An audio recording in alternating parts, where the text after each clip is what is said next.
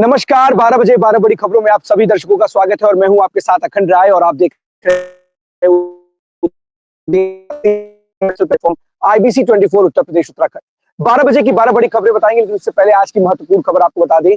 देश के प्रधानमंत्री नरेंद्र मोदी अब से थोड़ी देर बाद प्रयागराज पहुंचेंगे। वहां पहुंच करके वो महाकुंभ होने की जो तैयारियां हैं उसकी समीक्षा करेंगे। साथ ही 7,000 करोड़ के करीब की जो सौगात होगी वो कुंभ नगरी को देने के लिए वहां पहुंचेंगे। 2 बजे का संबोधन है उनका वहां पर, जिसमें 7,000 करोड़ की जो सौगात है महाकुंभ कुंभ नगरी को वो वहां पर देंगे। सीएम योगी भी वहां पर मौजूद होंगे, पूरे दोनों डिप्टी सीएम और सूबे की जो राज्यपाल है आनंदीबेन पटेल वो भी वहां पर मौजूद होंगी। तो जो कुंभ की तैयारियां उसका जायजा लेंगे। तमाम ऐसी जो वहां को लेकर के जो व्यवस्थाएं हैं उसकी समीक्षा को लेंगे और साथ ही साथ तमाम जो योजनाएं हैं उसको वहां पर वो 7,000 करोड़ की जो सौगात है वो नरेंद्र मोदी वहां पर देंगे। आपको बता दें, उसके बाद एक और बड़ी खबर है कि जो अखिलेश यादव है समाजवादी पार्टी के प्रमुख, उन्होंने वन नेशन वन इलेक्शन को लेकर के बीजेपी पर हमला बोला है। उन्होंने कहा है कि one nation one election BJP का जुगाड़ है जिससे वो जीत सके। इसी को लेकर के उन्होंने हमला बोला है। हम आपको सपा प्रमुख अखिलेश यादव को बयान सुनाते हैं जिसमें वो बीजेपी पर हमलावर है वन नेशन वन इलेक्शन को लेकर के। समाजवादी पार्टी के मुखिया one nation one election Bharatiya Janata party की एक जुगाड़ योजना है। देखिए, संविधान हमने और आपने सबकी जिम्मेदारी सुरक्षित रखना, ये संविधान ही है जो हमारा पथ प्रतख है, पथ दिखाता है, हमें रास्ता दिखाता है। यही संविधान हमें सम्मान दिलाता है, संविधान हमारी रक्षा करता है, संविधान हमारी संजीवनी है, संविधान हमारे पीड़ित परिवार के लिए प्रकाश स्तंभ की तरह है। और अभी तक पीड़ित परिवार और पीड़ित के लोगों को इसने सम्मान दिया है। अब पीड़ित के लोगों की जिम्मेदारी बनती है कि संविधान को बचाएं। और आप में से तमाम पत्रकार साथी हैं जो हर चीज को समझते हैं, दूर से देखते हैं। लोकतंत्र में और खासकर उत्तर प्रदेश में हम लोग तो ये अखिलेश यादव थे, संविधान को लेकर के बोल रहे थे और इन्होंने ये भी बोला कि उत्तर प्रदेश में जो है ना वो भेदभाव होता है, वहां न्याय नहीं मिलता। साथ ही साथ वन नेशन वन इलेक्शन को लेकर के आपने सुना ही कि अखिलेश यादव किस तरीके से बीजेपी पर जुगाड़ है जिससे बीजेपी जो है वो सत्ता में बनी रहे, इसीलिए ये सारी कदम बीजेपी उठा रही है। अब चलते हैं अपने सभी सहयोगियों के पास। 12 बजे की 12 बड़ी खबरों के लिए एक एक करके हमारे सभी सहयोगी स्क्रीन पर जुड़ेंगे। हम सभी सहयोगियों के साथ आज की जो बड़ी खबरें हैं वो आईबीसी और हमारे दर्शकों को आज हम आपको बताएंगे। सारे सहयोगी हमारे साथ एक एक करके स्क्रीन पर जुड़ेंगे। सबसे पहले चलते हैं अवनीश के पास। अवनीश, कानपुर से कौन सी बड़ी खबर है आज की? देखिए खंड, जो आज की बड़ी खबर है कानपुर की, इस वक्त जो है ट्विटर पे काफी जो है ट्रोल भी कर रही है। आपने देखा होगा कि रक्षक जो है भक्षक बन गया है। आपको बता दें कि एसीपी यहाँ पर एक है, उन्होंने एक छात्रा के साथ में रेप किया है, जो एक मुकदमा कल दर्ज हुआ है। फिलहाल जो है पूरा मामला कुछ इस तरीके से है कि एसीपी लखनऊ के रहने वाले हैं और 2024 के जुलाई में यहाँ पर आए हुए थे, जिसके बाद में कलेक्टरगंज में उनको चार्ज दिया गया था। इसके बाद वो क्रिमिनोलॉजी पर जो है पीएचडी आईआईटी से कर रहे थे। तो क्रिमिनोलॉजी पे पीएचडी करते करते उन्होंने ऐसा क्राइम कर दिया है कि जो अब कहीं ना कहीं जो है साफ तौर पर पुलिस की जो नाक है उसको काटता हुआ नजर आ रहा है। आपको बता दें कि पीएचडी की एक छात्रा, जो बांग्लादेश की छात्रा आईआईटी में यहाँ पर चौथे साल में पीएचडी कर रही थी, वहीं जो मोहसिन खान यहाँ के जो एसीपी हैं वो यहाँ पर पहले वर्ष में पीएचडी कर रहे थे और उन्होंने ये बताया था कि मैं अनमैरिड हूँ और आप जो लड़की है उससे कहा था कि आप मेरी इसमें पीएचडी में मदद करिए। दूसरे नंबरों से लगातार वो बातचीत करते थे और कहीं ना कहीं जो सबसे बड़ी बात यह है कि लगातार रेप की घटना की गई है, जिसके बाद में जब छात्रा ने यहाँ पर पुलिस को तहरीर दी है तो पुलिस ने फिलहाल अभी उनको लखनऊ से संबद्ध कर दिया है। संबद्ध करने के बाद में मुकदमा दर्ज करके अभी एक एसआईटी का गठन किया गया और कार्रवाई शुरू की गई है। अभी सबसे बड़ी बात है कि एसीपी जैसे महत्वपूर्ण जिम्मेदारी निभा रहे मोहसिन खान जी और इस तरीके का कृत्य कर रहे हैं, कहीं ना कहीं पुलिस के कामकाज पर और इस तरीके से जो अधिकारी होते हैं उनके ऊपर सवाल खड़े होते हैं कि एक पीएचडी छात्रा के साथ इस तरीके घिनौना काम उन्होंने किया है। पहली बात तो उन्होंने झूठ बोला है, झूठ बोल करके झांसे में लेकर उसके साथ शारीरिक संबंध बनाए। और जब ये पूरा मामला प्रकाश में आया है तो एक बात निकल करके सामने आ रही कि पुलिस ने पहले पूरा मामला मैनेज करने की कोशिश की है, कहीं ना कहीं इस तरीके से मैनेजमेंट की बात आ रही थी। लेकिन कहीं एक बात आई जो डायरेक्टर के समय उन्होंने बोल दिया कि लड़की जो है, जो छात्रा है वो साइको है, जिसके बाद ये पूरा मामला हुआ और जो पीड़िता है उसने पुलिस थाने में कंप्लेन कराई। अब एसीपी के खिलाफ जो है मामला दर्ज हो गया। सवाल एक इस तरीके के गंभीर सवाल ये है कि पुलिस के अधिकारी 4 से हटा दिया गया है, हेडक्वार्टर से अटैच कर दिया गया है। लेकिन एक समझना है, हमारे आईबीसी के दर्शक भी समझना चाहते हैं, क्या किसी आम नागरिक के ऊपर इस तरीके का चार्ज फ्रेम लगा होता, रेप का आरोप लगा होता, एफआईआर दर्ज की गई होती, तो क्या उसको अभी तक गिरफ्तार किया गया होता या नहीं किया होता? या अगर किया गया है तो क्या अधिकारियों में, बड़े लोगों में और जो आम लोग होते हैं उनके बीच में कुछ अंतर होता है क्या? देखिए कानपुर पुलिस लगातार इस तरीके के जो है उसमें सुर्खियों में बनी रहती है। ऐसे कई मामले और पहले भी हो चुके हैं। एक दरोगा पे, एक सिपाही पे इस तरीके के मामले लगातार कानपुर पुलिस पे लगते रहे हैं। ये आपकी बात बिल्कुल सही है। अगर आम आदमी के खिलाफ में अगर ये मुकदमा दर्ज कराया जाता तो सबसे पहले उसकी गिरफ्तारी होती, उसके बाद में कोई कार्य किया जाता। फिलहाल अभी इनकी कोई गिरफ्तारी नहीं हुई है। और रही बात झूठ की, तो एक और झूठ इन्होंने जो बोला है अखंड, वो ये है कि इन्होंने जब लड़की को ये पता चल गया कि जो है इनकी शादी हो गई है, तो उसके बाद में उन्होंने बोला, एक इनका 5 साल की एक बच्ची भी है, तो उसके बाद में उन्होंने ये बताया कि हमारी पत्नी के साथ में हमारा तलाक की बातचीत चल रही है। जब उस लड़की ने इसकी जानकारी की, वो लड़की जाकर के इनकी पत्नी से मिली जाकर के, तो वहां पर ये भी पता चला कि जो है ऐसी कोई बात नहीं है, हमारे जो संबंध है बिल्कुल ठीक है, किसी तरीके की कोई दिक्कत नहीं है। और आप स्थिति समझ लीजिए कि इस समय की जो स्थिति है, लड़की जो है मौजूदा समय, जैसे उस समय उसको साइको कहा जाता है, इस समय पर उसकी स्थिति बहुत ज्यादा खराब है और वो इस वक्त जो है हॉस्पिटल में भर्ती है, उसका इलाज चल रहा है। तो कहीं न कहीं एक बड़ी बात है। हालाँकि आईटी जो प्रबंधन है उसने लड़की के साथ देने की बात ज़रूर कही है, लेकिन सवाल जो पुलिस पर उठ रहे हैं वो बहुत गंभीर है और इस तरीके के मामले लगातार कानपुर में हो रहे हैं। अब देखने वाली बात ये होगी कि जिस तरीके से आम आदमी को जेल में तुरंत भेज दिया जाता है, तुरंत कार्रवाई कर दी जाती है, तो मोहसिन रजा जी जो एक तरीके से कहा जाए जो रक्षक-भक्षक बन गया है, उसके खिलाफ में क्या कार्रवाई की जाएगी? अखंड। देखिए, प्राथमिकी जो दर्ज की जाती है वो प्राइमा फेसाई ये सारी चीजें जांच पड़ताल के बाद की जाती है, क्योंकि एक पुलिस अधिकारी पर ये आरोप लगा है तो पुलिस ने जांच पड़ताल के बाद ही एफआईआर दर्ज की होगी। तो कहीं ना कहीं शुरुआत जांच में पता चल रहा है कि, और ये भी बात सामने आ रही है कि जो जो आरोप लगाए हैं पीड़िता ने, जो छात्रा ने, वो कहीं ना कहीं सही है। शायद यही कारण भी है कि जो आरोपी एसीपी है उनके खिलाफ मुकदमा दर्ज कर दिया गया है। लेकिन सवाल ये है कि एसआईटी का गठन होगा, जांच होगा, इस दरमियान अगर इस पूरे मामले को मैनेज किया जाता है तो कि जो आरोपी है वो कैसे सलाखों के पीछे पहुंचेगा, कैसे उसके खिलाफ कार्रवाई की जा सकेगी अवनीश? देखिए, बड़ा पद है, एसीपी एक बड़ा पद माना जाता है और उनके खिलाफ में आपको बता दें कि ये चर्चा में हमेशा रहे। इससे पहले आगरा में ये रहे थे, तो आगरा में इनको जो है ताजमहल दिखाने की जो है एक जो चार्ज है वो दिया गया था, सीओ रैंक पे वहाँ पे थे। आपको बता दें वहाँ पर भी आरोप इनके ऊपर लगातार लगते रहे हैं कि वो जो विदेशी आते थे, उनको घुमाने के लिए ले जाते थे, लेकिन जो खरीदारी कराते थे वो ऐसे लोगों ऐसी दुकानों से कराते थे जहाँ पर उनका कमीशन बंधा हुआ था। उसके बाद में यहाँ पर कानपुर में भी लगातार जो सटोरी हैं या जो इस तरीके के लोग हैं, इनसे संबंधों की बात लगातार सामने इनकी सूत्रों के माध्यम से आती रही है। हालाँकि ये बिल्कुल लगातार उसमें रहे हैं कि इनकी जो है कहीं न कहीं संलिप्तता गलत कार्यों में पाई गई है, लेकिन अभी तक अगर जो बड़ा कार्रवाई की जानी चाहिए थी, उसकी कोई कार्रवाई नहीं की गई है। फिलहाल इनकी कोई गिरफ्तारी भी नहीं हुई है। अब देखने वाली बात ये होगी कि पुलिस इस पर कितनी कार्रवाई करती है, किस हिसाब से इसको देखा जाता है। आम और खास का जो डिफरेंस है वो यहाँ पर साफ तौर पे देखा जा सकता है कि आम आदमी के ऊपर अगर ये आरोप लगे होते तो शायद अब तक वो सलाखों के पीछे होता, लेकिन जब खास है तो उनके खिलाफ जांच पड़ताल की जाएगी, एसआईटी का गठन किया जाएगा, हो सकेगा मामले को मैनेज करने का प्रयास भी किया जाएगा।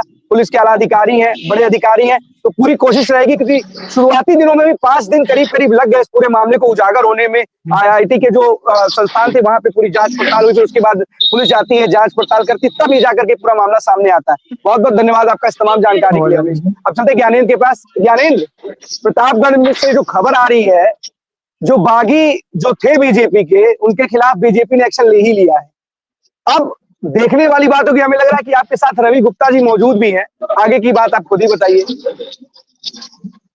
बिल्कुल देखिए, बागियों के खिलाफ फिलहाल बीजेपी ने कल शाम को प्रदेश अध्यक्ष ने कार्रवाई कर दी है। फिलहाल इनके चाचा के खिलाफ तकरीबन वो 45 साल मेरे हिसाब से, मेरी जानकारी तब शायद मैं पैदा भी नहीं हुआ रहूंगा, तब से वो भारतीय जनता पार्टी, जब अटल बिहारी वाजपेयी से काफी अच्छे नजदीकी संबंध भी रहे, जब भारतीय जनता पार्टी बनी तब से इनका पूरा परिवार जो है भारतीय जनता पार्टी से जुड़ा हुआ था। और इनके चाचा जो श्याम सुंदर साहू है, ताऊ के नाम से उनको काफी मशहूर है और वो जाने भी जाते हैं। उन्हीं के भतीजे हमारे, सीधे उन्हीं के पास चलते हैं। रवि गुप्ता जी, 15 साल आपके, 45 साल आपके चाचा श्री के, क्या हो गया ऐसा कि आपको निष्कासित कर दिया गया 6 सालों के लिए? देखिए, कुल मिलाकर एक भ्रष्टाचारी परिवार के लिए, जिनके ऊपर आज के 20 दिन पहले जिनके ऊपर 22 करोड़ का रिकवरी का आदेश आ गया। पहले भ्रष्टाचार का आरोप लगता है, जांच होती है, फिर साबित होता है। साबित होने के बाद रिकवरी का आदेश आ गया और ऐसे मतलब ये देखिए 22 करोड़ का दैनिक जागरण का है कि उनके परिवार से रिकवरी होगी। ऐसे परिवार को जब टिकट दिया गया तो मैंने कहा ऐसे भ्रष्टाचारी परिवार के खिलाफ मैं लड़ूंगा। और सबसे बड़ी और जिस प्रकार से हमारे ताऊ जी जो मतलब जब पार्टी के स्थापना काल से जो जुड़े रहे, जनसंघ से जो जुड़े रहे, मैं तीसरी पीढ़ी का कार्यकर्ता हूँ। हमारे यहाँ अटल बिहारी वाजपेयी जी भोजन किए हमारे परिवार में आकर के। आज जब इनकी जमीन खिसक गई तो ये बौखलाहट में इनके पिताजी जो है निर्दलीय चुनाव लड़े 2012 में। जो बात कर रहे हैं मतलब जो प्रेमलता जी लड़ रही हैं, भाजपा प्रत्याशी हैं, उनके पति स्वर्गीय हरि प्रताप जी 2012 में निर्दलीय चुनाव लड़े, उनका निष्कासन नहीं हुआ। 2017 में वो कांग्रेस में चले गए जब संगम लाल गुप्ता जी को टिकट मिला यहाँ पर सदर विधानसभा से। तो विश्वनाथगंज से यहाँ पर सपा कांग्रेस से समझौता था सदर से, तो विश्वनाथगंज से जाकर मैं बोले कि मैं पुराना कांग्रेसी हूँ। हरि प्रताप सिंह का बयान है कि हरि प्रताप सिंह जी का कि मैं पुराना कांग्रेसी, मुझे याद है वो उनका निष्कासन आज तक नहीं हुआ क्योंकि मैं व्यापारी के बीच का हूं, मैं कार्यकर्ता हूं। तो दीनदयाल जी ने बोला था कि अंतिम पंक्ति में बैठे हुए अंतिम व्यक्ति का हम वो उठाएंगे, उनका उत्थान करेंगे। आज पार्टी ने मुझे उत्थान करा दिया। आज ये जिले में चर्चा हो गई और निश्चित तौर पर वो खुद ही हमको उठा दिए। आज एक लाइन कल से बड़ा सोशल मीडिया पे ट्रेंड कर रहा हूँ, बागी हूँ दागी नहीं। क्या ये कौन लोग हैं जो ट्रेंड कर रहे हैं? किसको लेके इशारा हो रहा है? भाजपा के एक एक कार्यकर्ता, 110 बूथ है, एक एक बूथ अध्यक्ष, एक एक कार्यकर्ता मेरे साथ हो गया है। ये बौखला गए हैं और एक एक कार्यकर्ता फेसबुक पर डाल रहा है कि रवि गुप्ता बागी हैं, लेकिन उनके परिवार की तरह दागी नहीं है, जिनके ऊपर 22 करोड़ रिकवरी का आदेश आ गया भ्रष्टाचार का, जो उन्होंने 1997 में हिंदू बिहार योजना में अवैधानिक नियुक्तियां की थी। तो जिनके खिलाफ आज के 20 दिन पहले ही, टिकट मिलने से जस्ट पहले 22 करोड़ उनके चल संपत्ति से रिकवरी का आदेश आ गया, उनको आपने प्रत्याशी बना दिया। लोग कह रहे हैं ये भ्रष्टाचारी परिवार है और उसको उखाड़ फेंकने के लिए लोग लामबंद हैं। 18 सभासद खुल्लम खुल्ला उनका विरोध करके उनके खिलाफ लगे हुए हैं और कहीं ना कहीं मुझे समर्थन दे रहे हैं और पूरी जनता जनार्दन मेरे साथ है। ये चुनाव जनता लड़ा रही है। एक बात खुल के आ रही है रवि जी कि सुनने में आ रहा है आपके काफी करीबी मंत्री, आप जान गए होंगे मैं किसका नाम लेना चाह रहा हूँ, नंद गोपाल नंदी जी। ऐसे सुनने में आ रही प्रोटोकॉल है, ऐसा कुछ अभी निर्धारित नहीं हुआ है। नंद गोपाल नंदी जी रोड शो करने के लिए आ रहे हैं प्रेमलता जी के लिए। देखिए वो पार्टी में है और वो उनका मातहत है, वो जहाँ जाएंगे उनको जहाँ पार्टी कहेगी उनको जाना पड़ेगा, वो सही बात है। इसमें मेरा कोई व्यक्तिगत उसमें ओपिनियन नहीं है, लेकिन निश्चित तौर पर ये बौखला गए हैं। मेरे संबंध जिस मंत्री से सारे मंत्री को बुला ले, लेकिन जनता मेरे साथ है। मैं सभी मंत्रियों का सम्मान करता हूं, मैं भाजपा के सभी कार्यकर्ताओं का सम्मान करता हूं। सिंबल इनको मिला है भाजपा से, लेकिन भाजपा का एक एक कार्यकर्ता चुनाव मुझे लड़ा रही है। कार्यकर्ता आपको चुना रहे हैं। कल एक इन्होंने फेसबुक लाइव किया था और जनसभा के दौरान अखंड इन्होंने साफ तौर पे एक ऐलान भी किया कि बागी हूं दागी नहीं। जिस तरीके से मुझे और मेरे परिवार को प्रताड़ित किया गया, पहली बात तो परिवहन मंत्री को लेकर के जिस तरीके से इन्होंने मंगलवार के दिन IBC 24 पर इन्होंने बोला, और उसके बाद लगातार हर जनसभा हर नुक्कड़ में एक चीज बोल रहे, परिवहन मंत्री को लेकर के बहुत सवालिया निशान खड़े हो रहे हैं। आपने एक चीज बोला था कि जौनपुर से धमकियां मिल रही हैं। जी, धमकी कौन दे रहा है? देखिए सबसे बड़ी बात है कि ये चुनाव प्रतापगढ़ बनाम जौनपुर हो गया है। जब इनको खारिज कर दिया गया, जब प्रदेश अध्यक्ष जी ने कहा, धमकी कौन दे रहा है? वही बता रहा हूँ। प्रदेश अध्यक्ष जी ने जब खारिज कर दिया कि इनके परिवार में टिकट नहीं जाएगा, बहुत ज्यादा विरोध है, ये लड़ेंगे भी तो चुनाव हार जाएंगे, ये संगठन मंत्री जी ने बोला, प्रदेश अध्यक्ष जी ने बोला। लेकिन उसके बाद ये जो जब पूरी जौनपुर की लॉबी लग गई, जो टिकट के लिए लगी, और उसके बाद एक सवाल है एक सवाल है और रवि जी से खुद पूछिए कि संगठन मंत्री नहीं चाहते थे, प्रदेश अध्यक्ष नहीं चाहते थे कि वो चुनाव लड़े, तो चुनाव लड़े कैसे? और कौन से ऐसे ताकतवर लोग हैं कि प्रदेश अध्यक्ष संगठन मंत्री को बाईपास करते हुए उन्होंने उनको टिकट दिला दिया? सवाल एक जरा रवि जी से पूछ लीजिए, क्योंकि इनके खिलाफ भी एक्शन तो प्रदेश अध्यक्ष ने लिया है। देखिए यही बात है, सही बात कर रहे हैं भाई साहब। देखिए ना संगठन मंत्री चाह रहे थे, क्योंकि वहां 25 में से 18 सभासद उनके पास लेटर पैड पे लिख के गए कि इनको हम लोग नहीं चाह रहे हैं, चुनाव हार रवि जाएंगे। जी बस यही आपसे लेकिन यही आपसे यही जानना बात है चाह ना, रहे हैं कि जब मैं यही कह संगठन रहा हूँ, मंत्री मैं और जो प्रदेश प्रक्रिया है, अध्यक्ष नहीं जो चाह रहे तो पार्टी कौन का वो जो लोग हैं? भाई सबसे बड़ा यही ओहदा यही प्रदेश सबसे बड़ी अध्यक्ष बात निर्धारित है। करते कौन है वो लोग? आप भी कम से कम बताइए, बीजेपी के जो लोगों के ही बारे में बताइए, वो एक जो कार्य प्रणाली अखंड के बारे में अखंड बताइए। अखंड अखंड अखंड अखंड मैं भी यही सवाल इनसे बार बार यही क्लियर करना चाह रहा हूँ कि ये लगातार कि हर देखिए नुक्कड़ सभाओं में ये आपने कह रहे हैं आप कि हाँ जौनपुर। बिल्कुल बिल्कुल आप नहीं, आप कह रहे हैं बागी हूँ, बिल्कुल बात है, और बागी होने का इनाम आपको मिल चुका है, प्रदेश अध्यक्ष की तरफ से ही आया है, तो बगावत का जो इनाम है वो मिल चुका है। तो कम से कम आप खुले तौर पे तो बताइए कौन है आपके जो विरोधी है, जो प्रदेश अध्यक्ष से ऊपर है, संगठन मंत्री से ये ऊपर है, कहीं कौन है ना वो कहीं लोग? से देखिए, दयाशंकर सिंह जी हमारे घर आए थे, और एक प्रेस वार्ता में भी, एक डिबेट में उन्होंने एक पत्रकार जी को कहा कि ये टिकट जो है उनको इसलिए दिया गया कि वो जौनपुर की उमानाथ सिंह की बेटी है। उन्होंने स्वयं कहा। अब आप समझ लीजिए कि जौनपुर के कौन कौन से लोग हैं, कहाँ कहाँ से लोग हैं। वो ये नहीं कह रहे कि इसलिए दिया कि वो कार्यकर्ता है, क्या उन्होंने ये कहा कि उमानाथ इशारा सिंह की इशारा बेटी है। किसी बाहुबली जौनपुर की ओर जा रहा है आपका? देखिए, निश्चित तौर पर आज जिस प्रकार से यहाँ पर अराजकताएं की गई, संतोष मिश्रा जी जो संभ्रांत ब्राह्मण परिवार से थे, उनको जबरन बैठाया गया। अब उनसे जबरन अपील करवाई जा रही है कि आप अपील करिए, मैं भाजपा के समर्थन में हूँ। और लेकिन जब आप सोचिए कि उनका गैस एजेंसी सील करवा देंगे, उनके बच्चे को जेल भेज देंगे, ऐसा दबाव बना करके उनको बैठाया गया, नामांकन वापस कराया गया, तो उनका कल बयान लेना। कल कल IBC 24 पे रवि जी विशाल जी थे, और जब आपका वीडियो मैंने उनको बताया कि वो भारत चौक में जाकर साफ तौर पे वो कह रहे थे कि जौनपुर से धमकियां दी जा रही, तो उन्होंने कहा कि जिसको धमकी मिली है उससे पूछिए ना।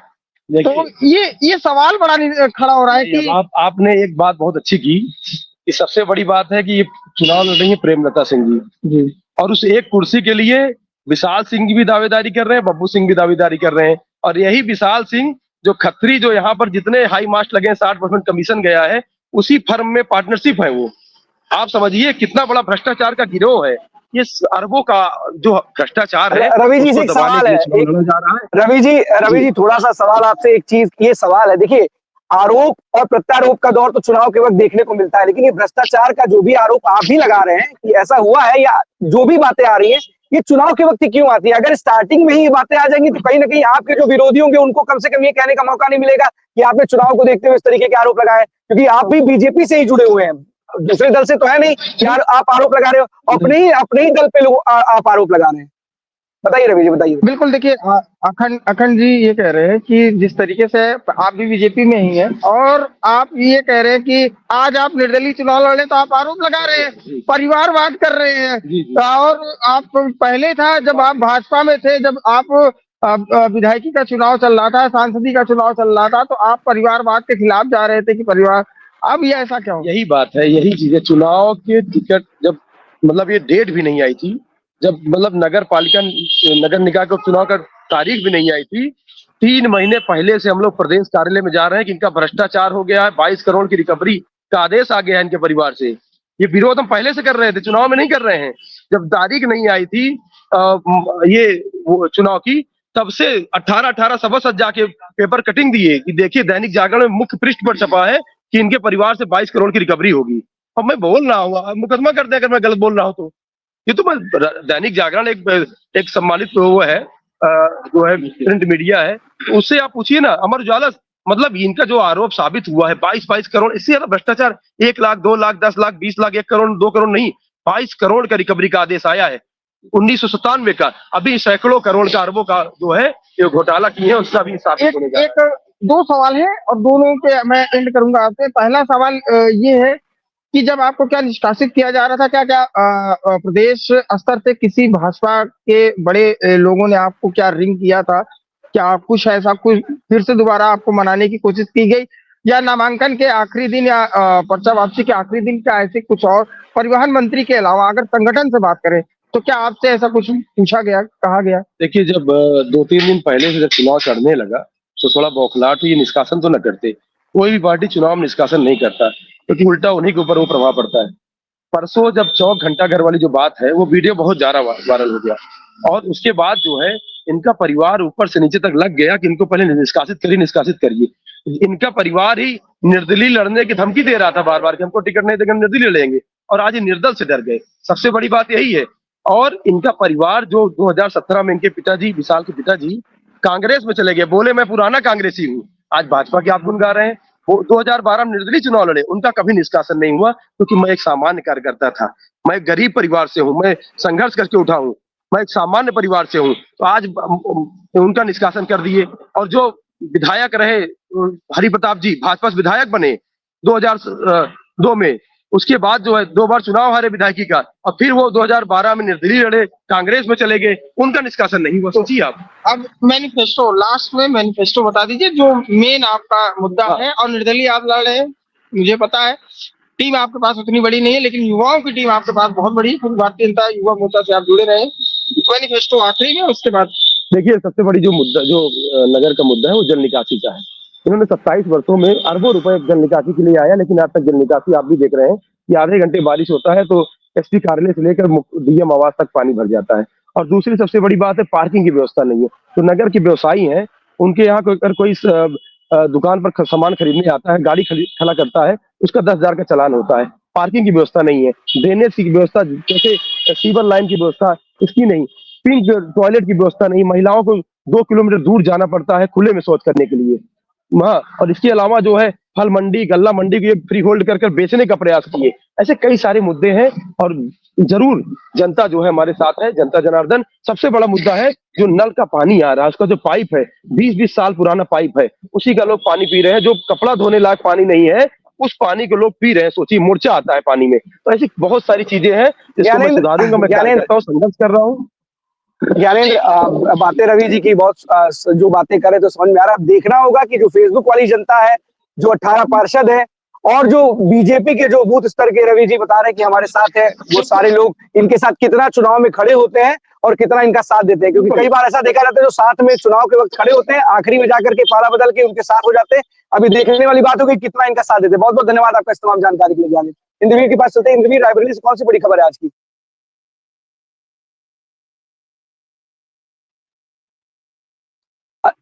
अनम्यूट कर दीजिए इंद्रवीर, अनम्यूट। सबसे बड़ी खबर अगर बात करें तो बीते 15 दिन पहले हमने आपके साथ में ही आबकारी विभाग जिस तरीके से जो है, जो गुरबख्शगंज थाना रायबरेली में पड़ता है, वहां पे बाजारों में खुली दारू बिकती नजर आई थी। और उसके बाद आबकारी विभाग कहीं ना कहीं ज्यादा बीता, 1-2 दिन के लिए, बहुत ज्यादा दिन आबकारी विभाग के अंदर जो है नींद की जो गोलियां आबकारी विभाग खा के हमेशा अपने ऑफिस में, दफ्तर में बैठता है, वो नींद की गोलियां मुझे लगता है वो 2 दिन बाद फिर वापस से ले लेते हैं, जो 6 महीने के लिए और 1 महीने के लिए वापस से उनको नींद कंटिन्यू रहती है। उसके बाद उनको जागना है, नहीं जागना, इससे कोई मतलब नहीं। निश्चित तौर पे मैं ये कह सकता हूं कि आबकारी विभाग आज एक ऐसी बड़ी घटना का इंतजार कर रहा है रायबरेली जिले में, जो पहले अमावा ब्लॉक में पहाड़पुर में हो चुकी थी। और उस घटना में 11 लोग मरे थे और कई पुलिस वाले और कई आबकारी विभाग के ऊपर चाबुक चला था। उत्तर प्रदेश में ये शराब कांड चर्चित हुआ था अमावा ब्लॉक का। और रायबरेली में आए दिन गुरबख्शगंज थाना में जिस तरीके से हमारे पास तस्वीरें हम चले, और लोकेशन के साथ तस्वीरें हैं, डेट के साथ तस्वीरें हैं, भीतर गांव में थाना गुरबख्शगंज के अंदर झोले में और बोरियों में शराब बिक रही है। हम चाहेंगे पहले वो आप तस्वीरें देखें अखंड। बिल्कुल, तस्वीरें दिखेंगी, हमारे आईबीसी के दर्शक भी देखेंगे तो बहुत अच्छा लगेगा। तस्वीरों के माध्यम से जो आबकारी विभाग, जो सोता हुआ विभाग है, उसकी तस्वीरें आपको दिखाएंगे कि कैसे सो करके लोगों को सो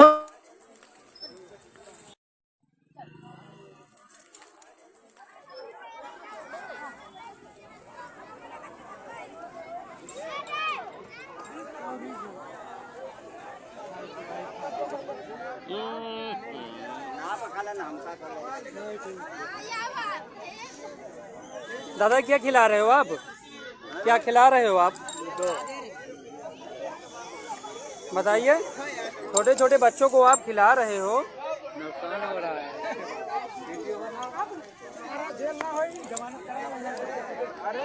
क्या खिला रहे हो बेटा?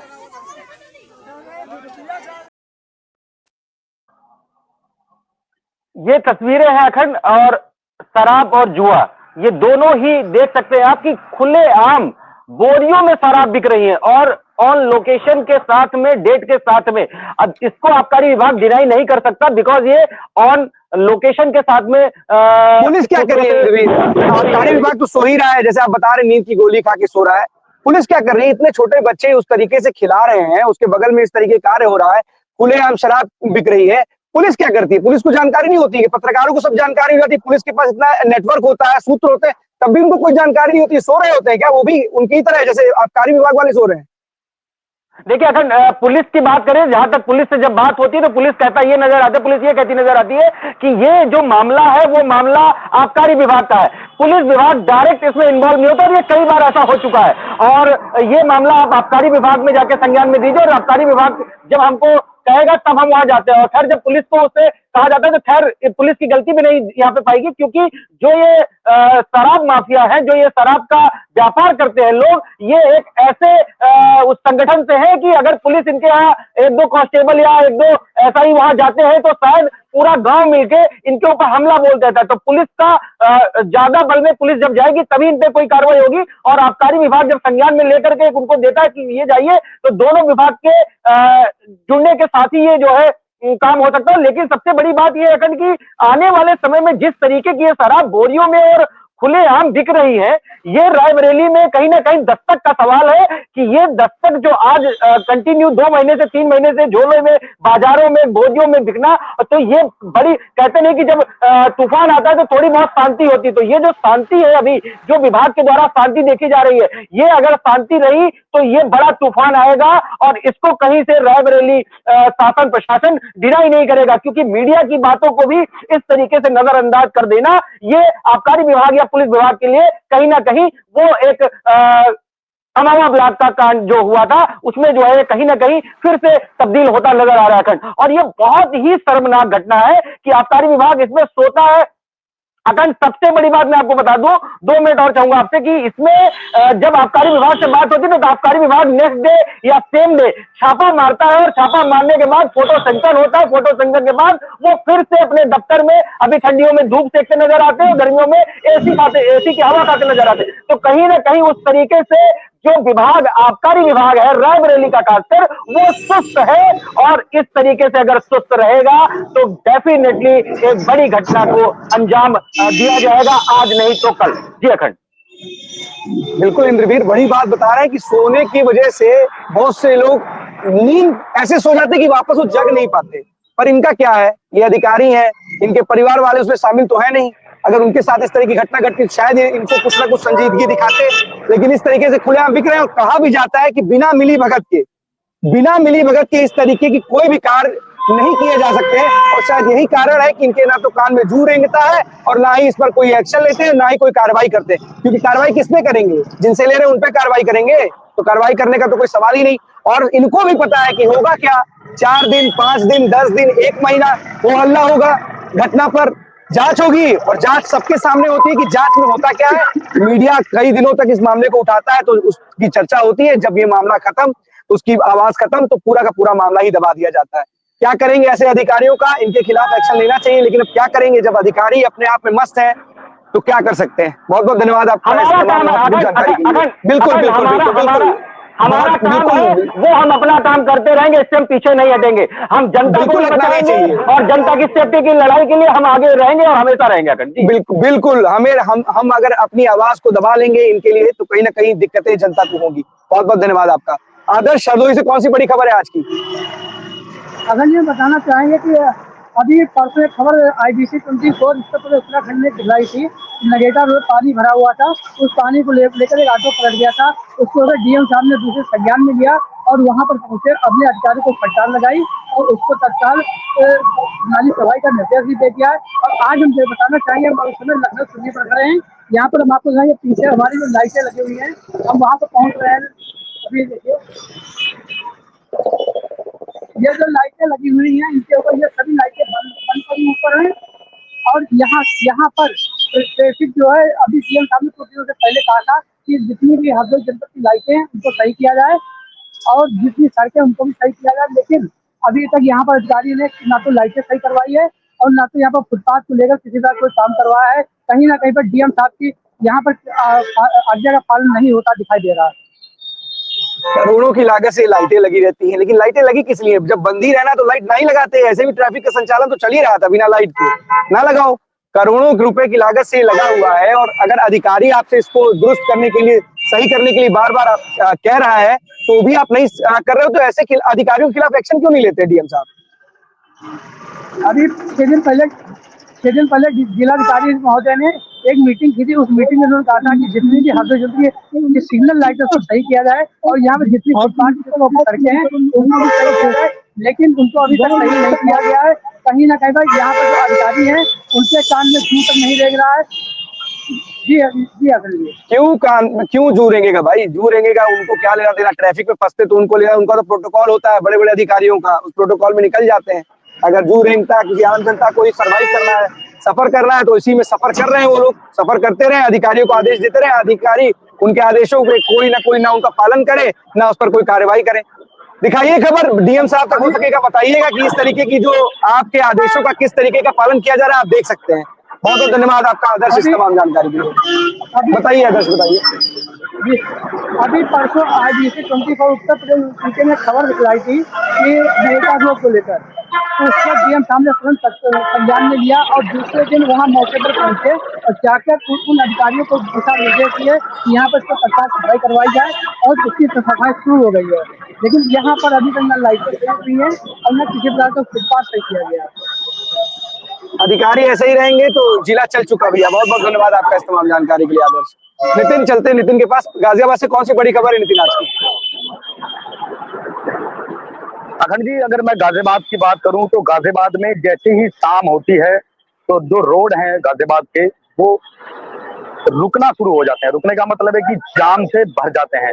वहीं मैं बता देता हूं, गाजियाबाद के जो नगर आयुक्त हैं विक्रमादित्य सिंह मलिक, उन्होंने कल पूरी तरीके से गाजियाबाद में अभियान चलाया और उन्होंने साफ तौर पर कहा है कि वो अभियान लगातार जारी रहेगा, क्योंकि जिस तरीके से जो व्यापारी हैं वो रोड को पूरी तरीके से जाम कर लेते हैं, जिसकी वजह से जो सामान है उनका वो रोड पर रख देते हैं, जिसकी वजह से शाम के वक्त या दिन के वक्त जो रोड है पूरी तरीके से बंद हो जाता है। आने जाने वालों को काफी परेशानी उठानी पड़ती है। तो इसी को लेकर मैं बता देता हूं, जो निचले स्तर के अधिकारी हैं वो कहीं ना कहीं लापरवाही बरते हैं।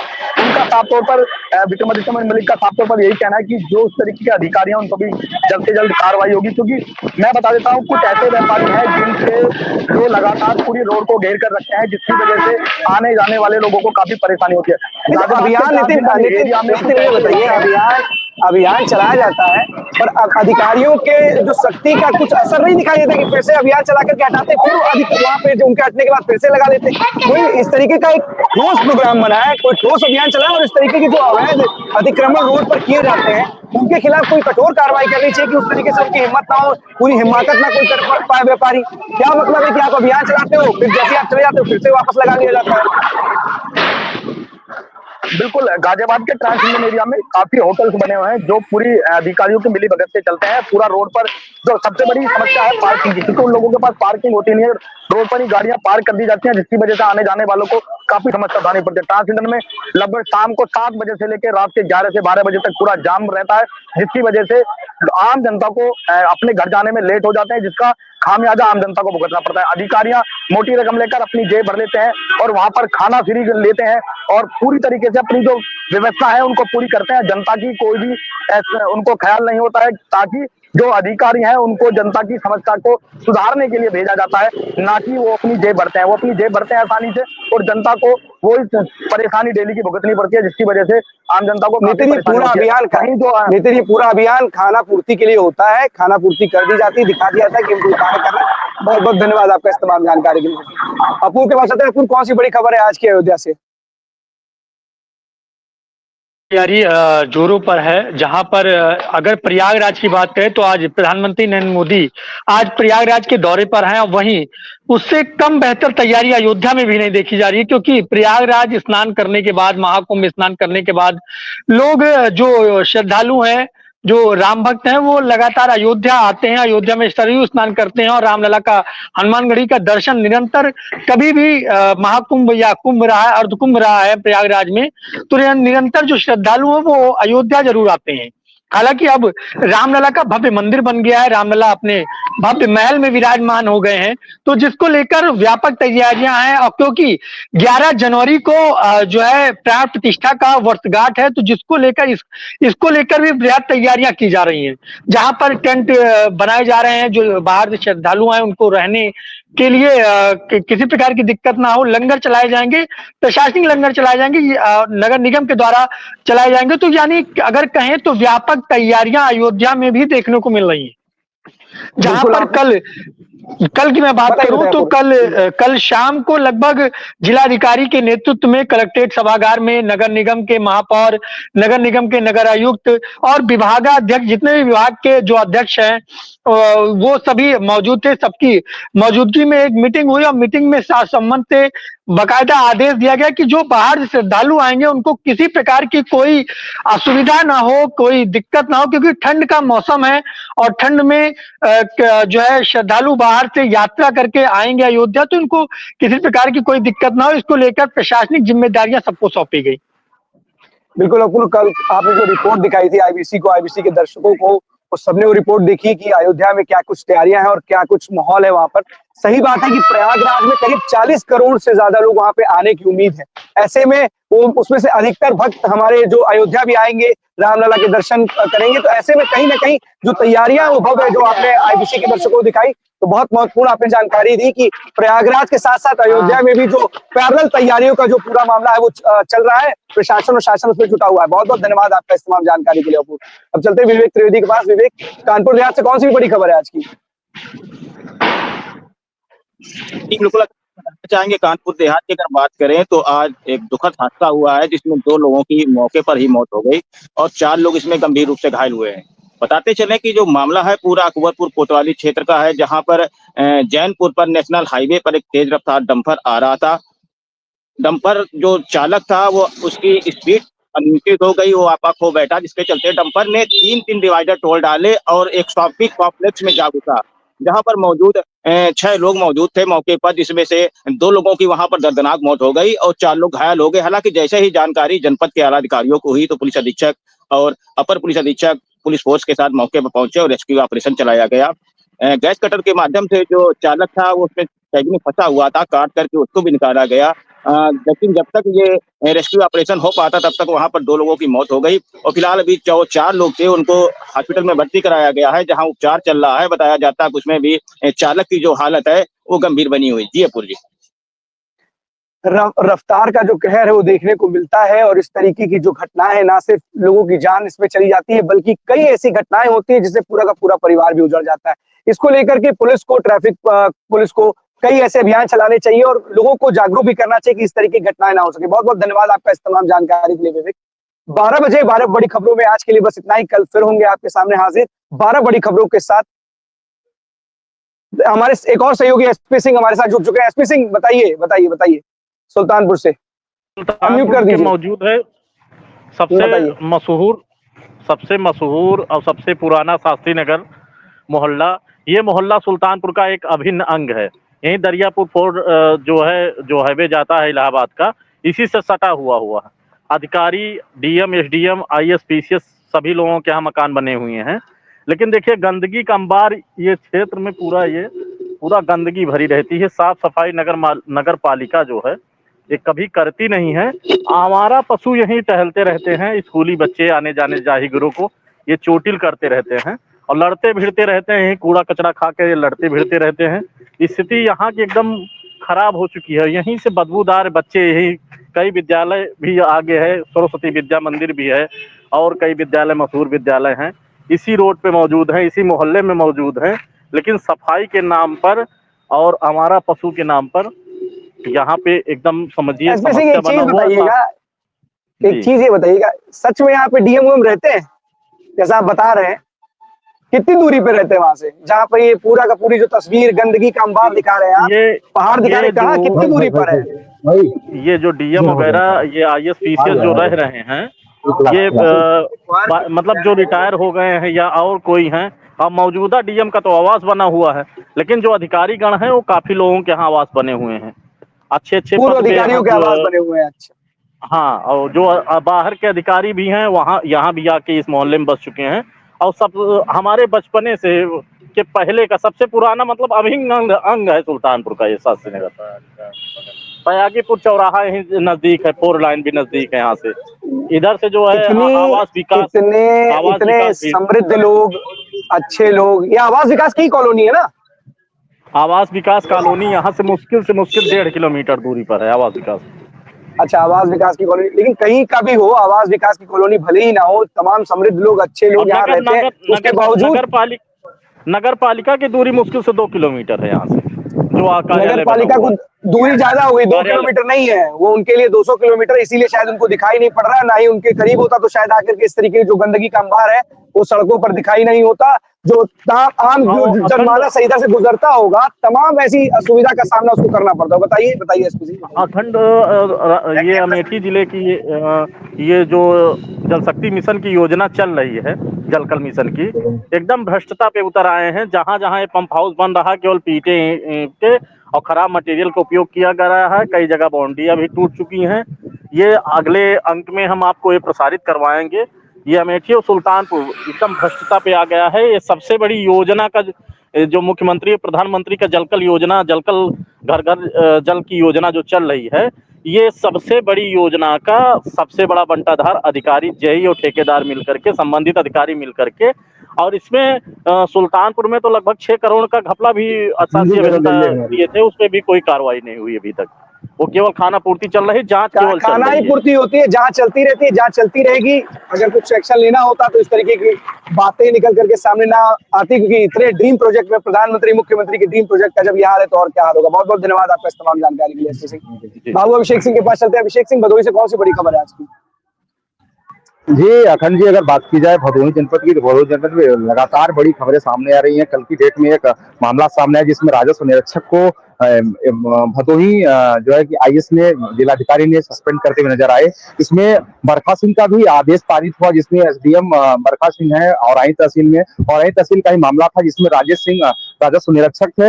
यह लगातार नशे की हालात में आकर के लगातार काम के लिए पैसे की मांग करते हुए नजर आए। इसमें यूपीआई का भी ट्रैकिंग की गई, यूपीआई भी दर्शाया गया जिसमें, और मामला जिलाधिकारी तक पहुंचा। जिलाधिकारी के पास पहुंचने के उपरांत जिलाधिकारी ने निर्देश दिया कि ऐसे जितने भी जो है कि राजस्व निरीक्षक हैं संभल जाए, ऐसे लोगों पर कठोर से कठोर कार्रवाई होगी। एवं राजेश सिंह को निलंबित करते हुए, और भी जिस तरीके का जो हैवानियत की जा रही है बराबर जनपद में देखा जा रहा है, जिस तरीके से अवैध वसूली करती जा रही है, जिसमें कि ज्यादातर लेखपाल, राजस्व निरीक्षक और भी ऐसे कर्मचारी हैं जिन पर लगाम लगती हुई नजर आ रही है। अखंड, बहुत बड़ी बात आप कह रहे हैं कि राजस्व निरीक्षक का काम क्या होता है? वसूली करना।